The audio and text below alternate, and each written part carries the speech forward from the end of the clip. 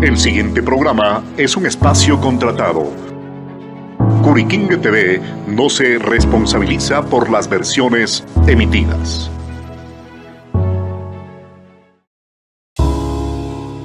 El siguiente programa es de clasificación O. Opinión.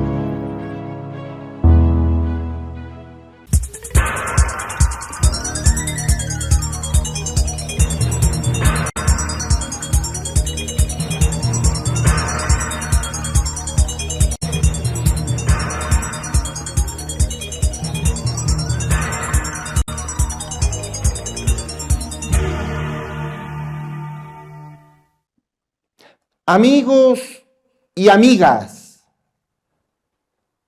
tenemos la grata participación del politólogo tungurahüense, el doctor Agustín Sánchez. Muchas gracias realmente por la oportunidad. Muy buenas noches.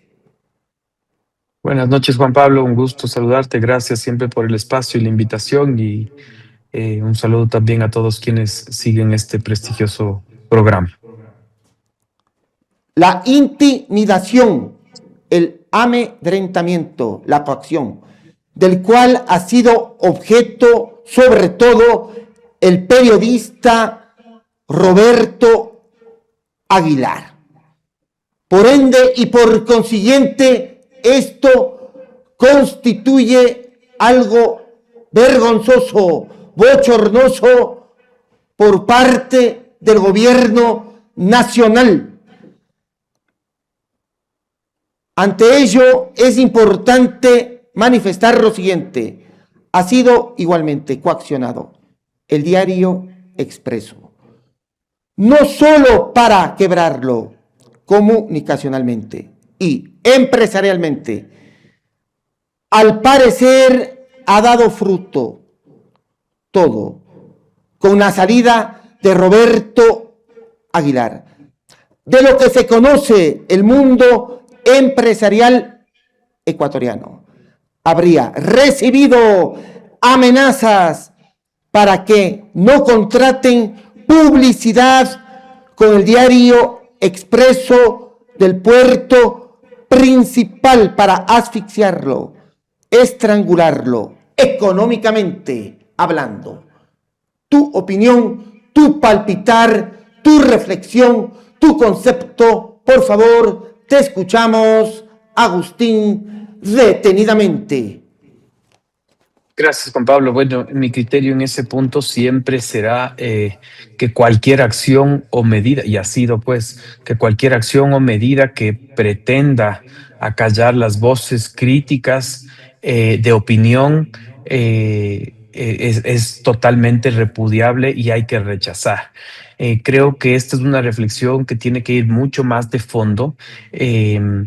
Por el rol que juegan los medios de comunicación, los medios de prensa y quienes hacemos opinión abiertamente en los distintos espacios, que la estructura de cómo están conformados los medios, cómo se financian y de qué subsisten, genera una rueda un poco perversa de a quién le hago el juego en cuanto a la opinión. No digo que son todos los medios de comunicación, pero tú como periodista sabes también que existe una realidad que genera una dependencia en la línea de opinión. Y eso es un tema que creo que es importante reflexionar al respecto, ¿no? Es decir, el Estado mismo da muchos contratos a los medios, por ejemplo, los medios locales, muchos de ellos subsisten de la pauta de los gobiernos locales. Y eso genera o incide en una opinión que no necesariamente es objetiva. No con esto pretendo justificar cualquier acción, al contrario, lo que estoy reflejando es cómo esa dependencia económica puede al final afectar la objetividad que tienen, con la que tienen que proceder los distintos medios y quienes hacen opinión.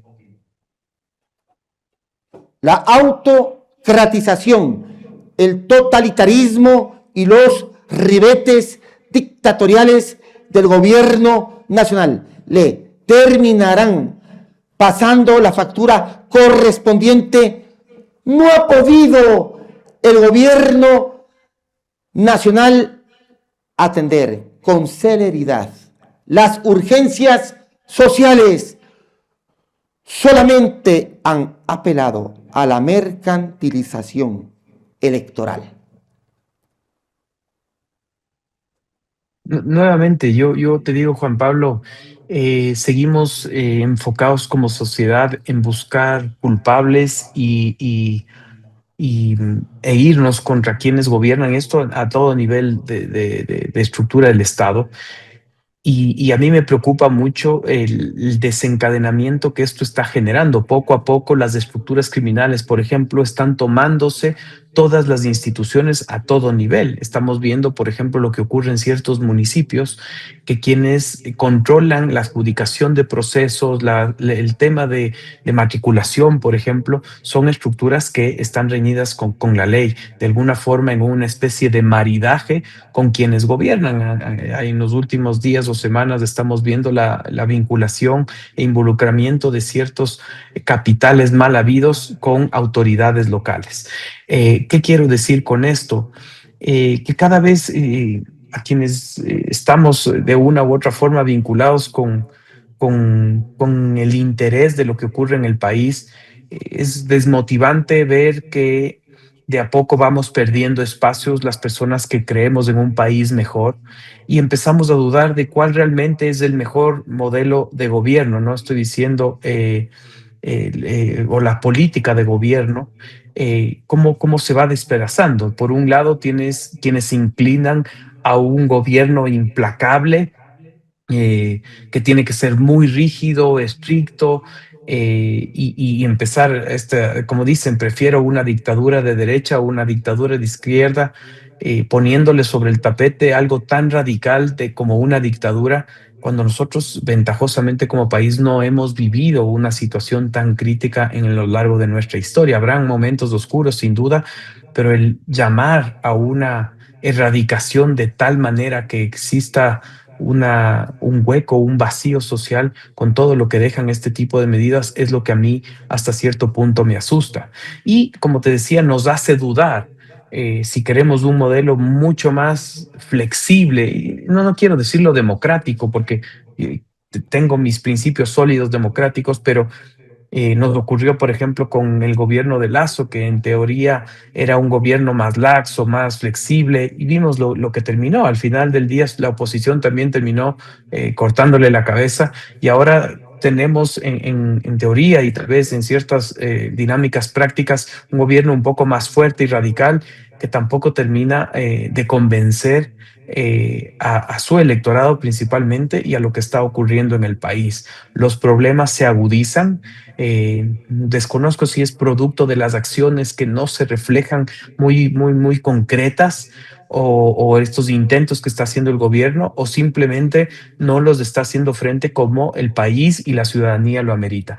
Es difícil, como te digo, me encantaría poder dar una respuesta objetiva como en otros temas, pero conforme pasa el tiempo, creo que muchos, y de lo que leo a mucha gente que hace opinión también, estamos cayendo en ese espacio, ¿no? En esa especie de limbo de hacia dónde va el país y realmente cuál es la verdadera receta para América Latina y si es que hay alguna que funciona o no. La espectacularización de los allanamientos protagonizados por parte del gobierno nacional para suplir sobre todo la falta de gestión pública y no resolver los más acuciantes y gravitantes problemas y escollos nacionales.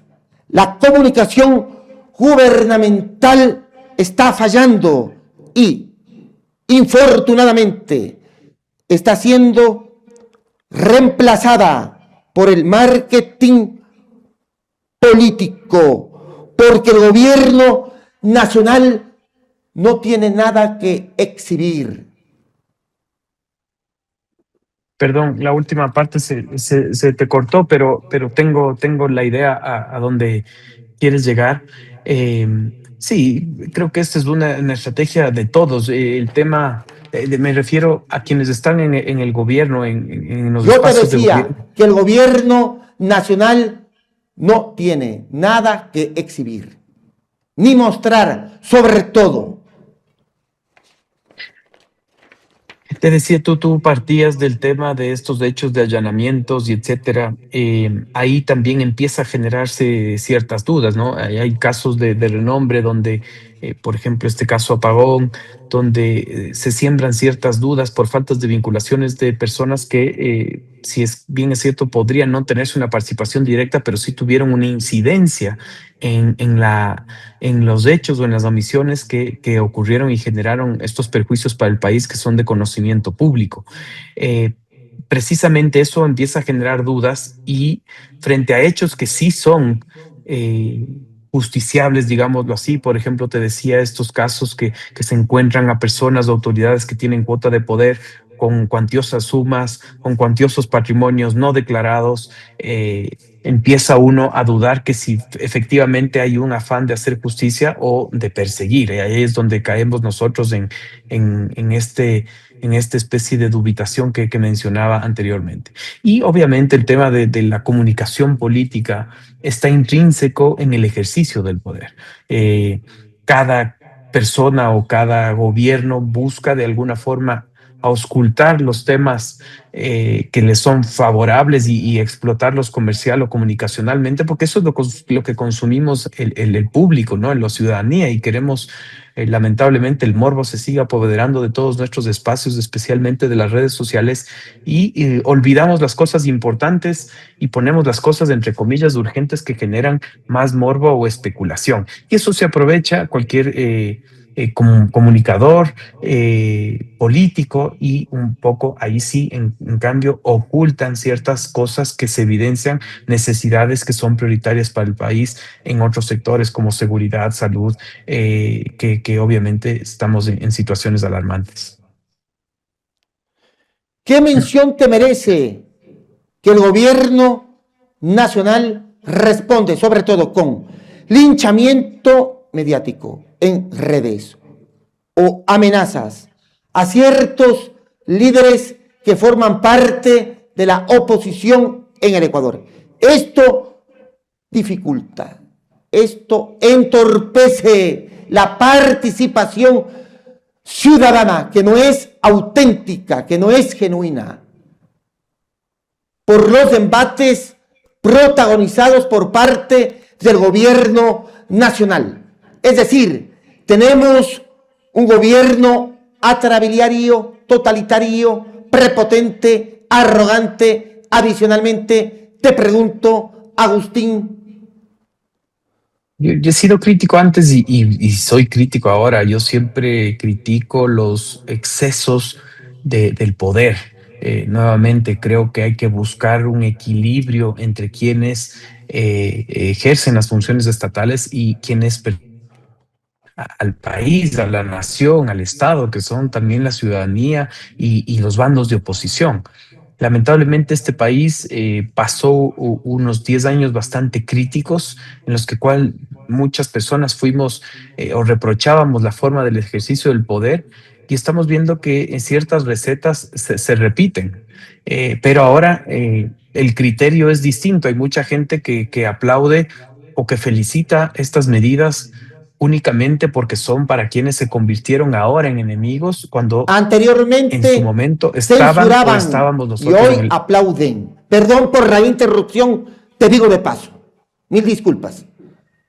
Sí, sí, correcto. Es decir, nos cambiamos de vereda y ahora como estamos en la vereda del frente vamos a ver las cosas diferente. Yo creo que eso no tiene que ser así. La objetividad no puede perderse.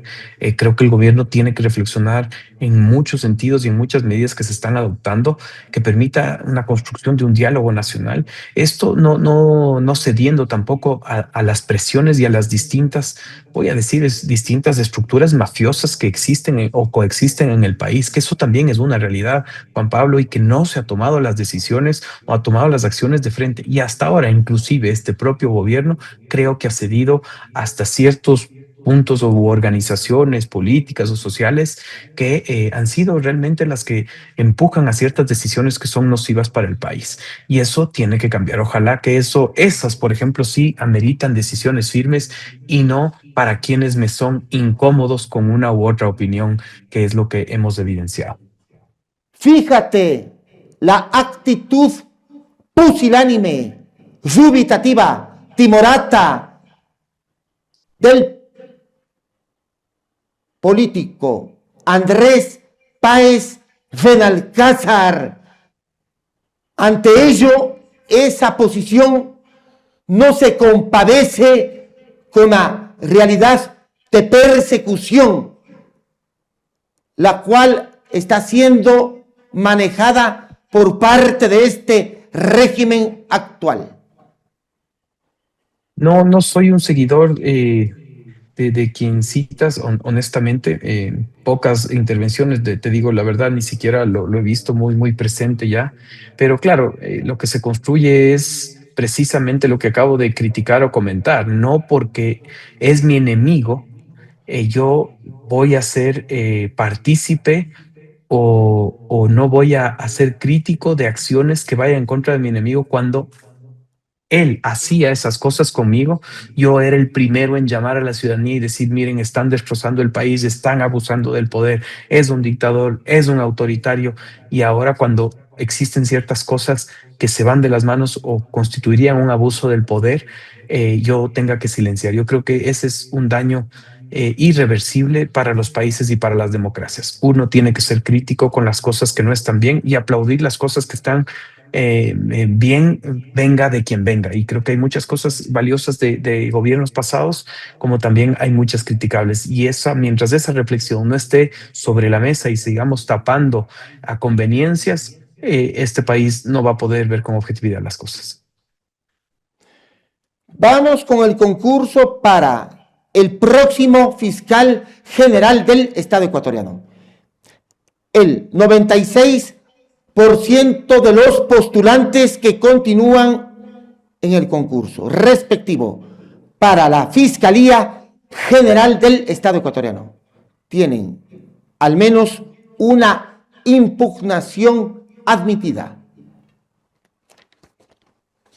Creo que ese proceso, así como otros de colocar autoridades que tienen mucha relevancia, yo creo que el puesto de fiscal general del Estado es muy relevante para la democracia del país y para lo que necesita el país, que es transparencia y justicia en los casos que precisamente o que de mayor forma afectan a la nación.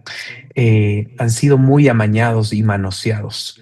Y estos cambios de cronogramas, de estas descalificaciones, muchas sin sentido o impugnaciones que sacan a la luz aspectos que podrían demostrar cierto favoritismo por uno u otro candidato, le hace mucho daño al país. Y en eso también tenemos que pronunciarnos. Es una forma de criticar y alzar nuestra voz bajo un escenario o una estructura que también ha perdido mucha credibilidad, que es el Consejo de Participación Ciudadana, que nació viciado, lo estructuraron viciado para ser una venia, entre comillas, ciudadana para los caprichos del poder, y ahora estamos viendo que esa herramienta que todos o muchos queríamos que la eliminen, que lamentablemente en varias consultas no progresó por un tema de política, más no por necesidad, ahora también podría estar al servicio de otros intereses, de los intereses actuales. Y eso es lo lamentable. Como te digo, volvemos a lo que conversábamos hace un momento. Si te es útil a ti y estás haciendo algo que a mí me afecta, está mal. Pero si ahora esa misma herramienta me puede ser útil a mí para hacerte daño a ti, entonces ahí sí vamos a aplaudir. Qué pena que estemos trabajando con ese doble rasero, que reflexionemos con ese doble rasero y que no podamos tomar las decisiones o la objetividad que el país necesita. Vamos con las expresiones vertidas por parte del periodista ambateño Fabricio Vela. Nos dijeron que había que evitar que el Ecuador se convierta en Venezuela o Cuba, pero terminamos siendo Sinaloa. Además, dicho periodista ambateño denunció un presunto ocultamiento de información sobre las cárceles. Alertó sobre posibles casos de tuberculosis dentro del sistema penitenciario. y denostó, sobre todo en cuanto a la indiferencia, frente al flagelo de las muertes violentas en el país. Eso es una realidad, la crisis de seguridad que vive el país. Y yo, como mencionaba en inicio, creo que los esfuerzos no son suficientes. Eh, Hay muchos países que han enfrentado este flagelo de la criminalidad y que lo siguen enfrentando y se sigue agudizando. Podemos reflexionar, como te decía, sobre las recetas adecuadas o no. Mira lo que ocurre en El Salvador, unos estarán contentos, otros hablan de también de abusos del poder para poder llegar a ese objetivo. Y eso es un poco lamentable, y más aún si es que existiría, como ha mencionado el citado periodista, ocultamiento en el tema de las cárceles, que ese es otro problema y que también se ha reflejado que fueron en su momento entregados a grupos de criminales, ¿no? Inclusive se sacaban los números que significan prácticamente apoderarse de una cárcel, y que les era rentables, estaban asegurados o protegidos por el Estado, las estructuras criminales, y también hacían negocio de lo que son las cárceles. Entonces vemos cada vez que encontramos un problema y lo empezamos a desarrollar, vemos que es una multiplicidad de problemas y que se van interconectando con los distintos problemas que atraviesa el país. El otro día también leía una nota que creo que es pública, de cuánto significa en un porcentaje del 40% del PIB son dineros que estarían vinculados al lavado de activos. Esas son alertas de cómo está nuestra economía y cómo está nuestra sociedad ya prácticamente tomada con estos temas que son lamentables para el país. Vamos con las expresiones vertidas por parte del activista político Rafael Valverde. Ha muerto un feto presidencial. Todos los días mueren neonatos, bebés y niños en las salas de los hospitales. Todos los días mueren niños y niñas, producto del fuego cruzado entre delincuentes. ¿Y a quién le importa eso? Como te digo, son problemas que ya se están volviendo rutinarios y cotidianos, y la sociedad no reacciona, ¿no? Cada vez los vamos asimilando y los vamos normalizando. Antes, ver un crimen en una zona que jamás ocurría, el tema, que habían zonas siempre peligrosas o más peligrosas, pero ahora corremos una especie de suerte los ciudadanos de no estar en el momento y en el lugar equivocado. Ciudades como Guayaquil, por ejemplo, vemos que existen atentados o ajustes de cuentas en espacios como el aeropuerto, en centros comerciales que antes los delincuentes ni siquiera se podrían atrever a estar ahí por ser vistos, por ser capturados. Ahora no le tienen miedo a eso, y eso refleja también que existe una debilidad por parte del Estado en poder responder tanto en la prevención como en el ajusticiamiento, digamos, de quienes Gobierno están vinculados. decidioso, inoperante, negligente. A ver, esto es un tema de especialidad. Para mí es muy difícil poder dar un calificativo. Obviamente nosotros estamos viendo los resultados y las estadísticas y decimos no me complace y no me satisface. Pero también creo que hay que tratar de ser objetivos y ver cuál ha sido el nivel de progreso y de crecimiento de estas estructuras criminales. No estamos hablando ya de un cártel que opera en el Ecuador para mandar cocaína a Europa. Yo creo que ya no, y eso hay que un poco sacarnos. Estamos dentro de un espacio que producimos, un espacio que transita la cocaína, y también tenemos, yo le escuchaba a Fernando Carrión, que hacía referencia a un análisis de que la cocaína se está quedando en el Ecuador para un tema de microtráfico, que ahora los cárteles pagan con coca y ya no pagan con dinero. Y eso tiene que ser movido por las distintos microtráficos o los microtraficantes, perdón, y eso genera o agita los espacios de poder de estos cárteles locales, y eso genera también un grado de criminalidad. Entonces, como vemos, también el problema o este fenómeno ha ido variando. Ahora hay otra situación preocupante.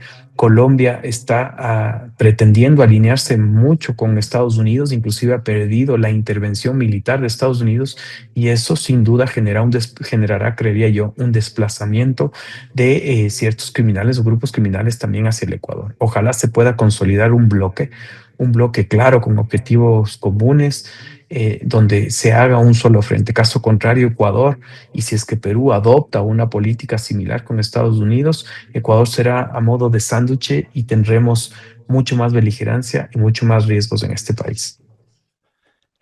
¿Habrá un reguero de sangre en la región? Confiemos que no. El tema es que todavía no se le pone un objetivo claro a esto. Se habla de acciones que se va a luchar, pero yo no veo que haya un frente común e identificados los objetivos. Si bien es cierto, dirán, les calificaron como terrorista tal o cual grupo, pero siempre se insiste en que hay que asfixiarlos económicamente, y creo que esos esfuerzos están quedándose en el papel versus lo que resulta, ¿no? Hay un tema de justicia también, la justicia un poco atemorizada en tomar las decisiones, los jueces que tienen los casos delicados son expuestos, fiscales asesinados, entonces veo que no es una tarea fácil, y eso también creo que tenemos que nosotros como ciudadanos cooperar y buscar una salida, no solo criticar. Es muy difícil para quienes operan justicia, para quienes pretenden también cambiar la realidad del país. De la noche a la mañana eso no va a ser. Yo creo que el país ha empezado un proceso mucho más crítico. Pienso que se va a agudizar las cosas mientras no exista un consenso geopolítico, digamos así, con la veña de una de las potencias que Estados Unidos, que creería que es a los únicos que por ahora les puede interesar hacer un frente con Latinoamérica para esta lucha. Los tentáculos de poder que todavía ejerce Inés Manzano, ex ministra de Energía. Su cuñado es el nuevo embajador del Ecuador en los Estados Unidos de Norteamérica. ¿Qué más sabe Manzano en cuanto al capítulo de Progen? ¿Por qué le siguen pagando favores? Adicionalmente, te pregunto, Agustín, tu opinión, tu palpitar, tu reflexión, tu concepto, por favor, te escuchamos detenidamente. Como mencioné hace un par de minutos, creo que ese caso en particular, que creo que el perjuicio al Estado es completamente palpable, lo han reconocido muchos de los directivos de Progen en sus declaraciones en los procesos judiciales en Estados Unidos. Prácticamente fue o constituye una estafa para el país. Creo que muchas personas no han dado la cara, ahí precisamente la fiscalía no ha exigido que ellos laven la cara, o han permitido, perdón, que se laven la cara y no den la cara. Creo que también ahí están siendo vinculados personas con medidas extremas, como el exministro de Energía, al menos de lo que he podido conocer superficialmente del proceso. Como todos, creo que el país merece una respuesta, y más que una respuesta, también merece medidas correctivas, siempre, y esto es muy poco común. El poder ver que las afectaciones económicas o presupuestarias para el país sean revertidas económicamente. Nos dedicamos a perseguir a las personas para poder hacer justicia, sin embargo, no se recupera un solo dólar para el país y el perjuicio sigue latente.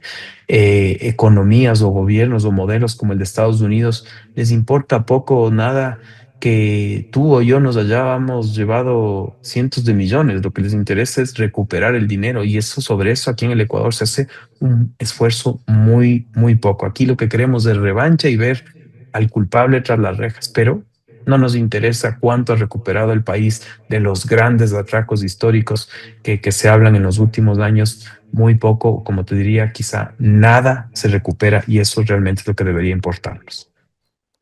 Hemos perdido aproximadamente 200 millones de dólares norteamericanos con los casos concernientes que se relacionan con Progen y ATM. Mire, Juan Pablo, a esto se suman casos, por ejemplo, el caso de Odebrecht, el tema de la emergencia de Manabí, eh, los casos de las grandes grosas millonarias que te siguen en juicios largos y no se logran recuperar. Es decir, el país sigue perdiendo las expulsiones a las petroleras que nos han ganado en arbitrajes y que nos ha tocado pagar. ¿Quién responde por eso? Esa es la gran pregunta. Es decir, aquí viene, se cometen ilícitos aprovechándose de los espacios de poder y nadie tiene un beneficio inventario de poder responder contra el país. Por más leyes son tan tediosas, tan largas, los procesos ahora, por ejemplo, los contenciosos tributarios o los contenciosos administrativos son procesos que duran 5 o 6 años. Entonces, y los procesos de auditoría con Contraloría tenían la misma suerte. Y ahí se genera estas impunidades. Entonces, de eso también hay que reflexionar. Yo creo que el sistema de justicia también tiene que empezar a adoptar las medidas que sean celeros, objetivos y rápidos para poder sancionar y que haya casos ejemplificadores de que quien perjudica al Estado tiene que responder. Y en verdad responde, no solo que tenga que responder, porque eso existe, pero en la práctica eso poco o nada ocurre. Vamos con el tema electoral. Se avecinan los comicios respectivos en el Ecuador. Vamos con la bella y pintoresca ciudad de Ambato. ¿Quién gana la alcaldía de esa tierra? Te pregunto, sobre todo, Agustín.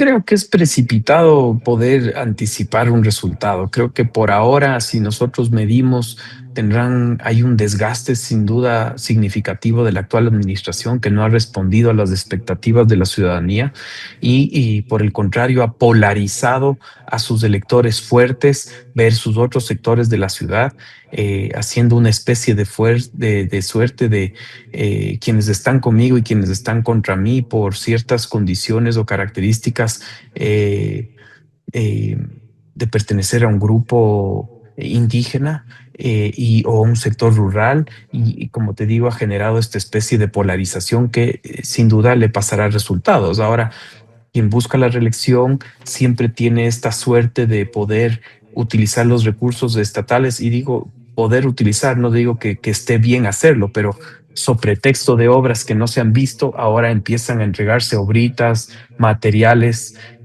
asfaltados que se encontraban desplazados o que no son prioritarios, pero se empieza a intervenir en zonas donde los electorados son mucho más voluminosos. Juega con esa especie de suerte. También, por otro lado, buscan la reelección dos exalcaldes, quien uno quizá podría ahorita denominarse favorito, quien también perdió un par de elecciones posterior a su alcaldía, es decir, Lucho salió, Amoroso. salió sin tener las mejores estándares o estadísticas de satisfacción de la ciudadanía, pero ahora la ciudadanía creería yo que está empezando a pensar en el, entre comillas, y no por decirlo así a él, sino como se usa vulgarmente, el malo conocido. Y obviamente respondió a algo, no digo de forma perfecta, pero empieza a hacerse un tema comparable.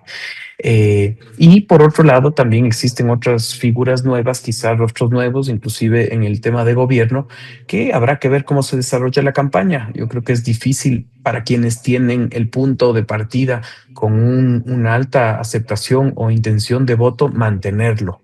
Ese es un desafío grande. Habrá que ver cómo se pone el discurso versus la alcaldesa, que en principio Tokio podría ser el rival a vencer y quién sabe aparezca un outsider que podría crecer y satisfacer este espacio del regresar a lo que tuvimos, mantenernos en lo que estamos o que represente realmente una alternativa de cambio, que en eso es lo que se enfocan las elecciones en general.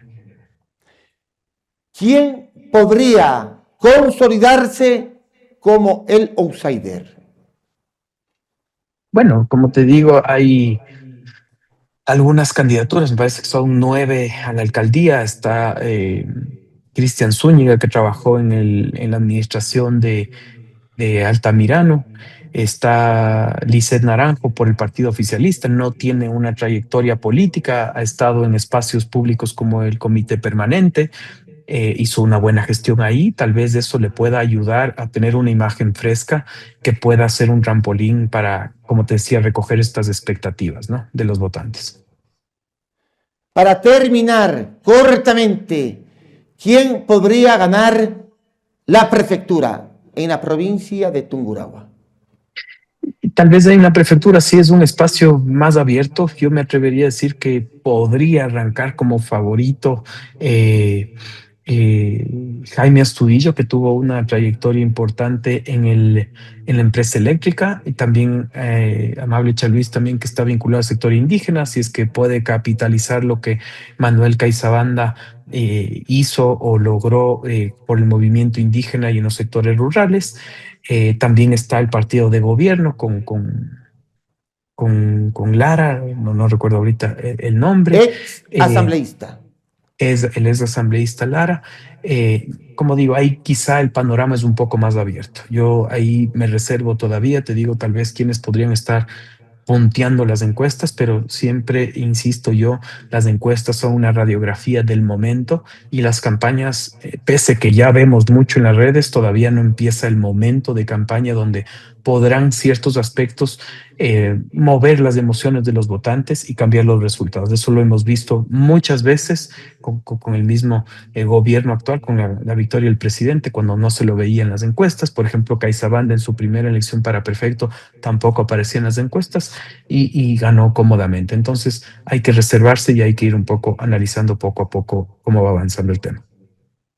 Muchas gracias realmente por la oportunidad.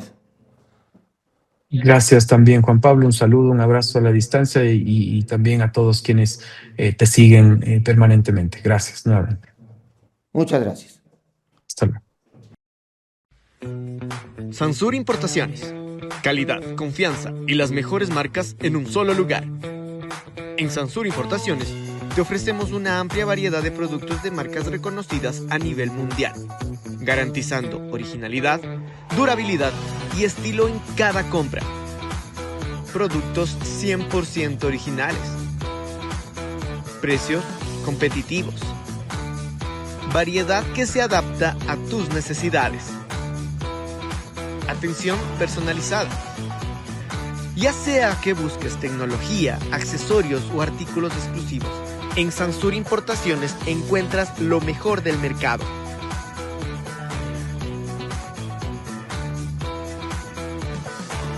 Tu mejor elección en productos de marca. Sansur Importaciones, lo mejor del mundo, más cerca de ti. Señora, seamos sinceras. ¿Su casa ya está pidiendo un cambio? Es hora de darle ese toque único que solo usted sabe elegir. En Dakota encontrarás todo para la decoración de tu hogar y tu cocina. Vajillas, tazas, hermosas carteras y elegantes relojes. Porque cada detalle habla de ti. Sorprende, decora y enamórate de tu espacio.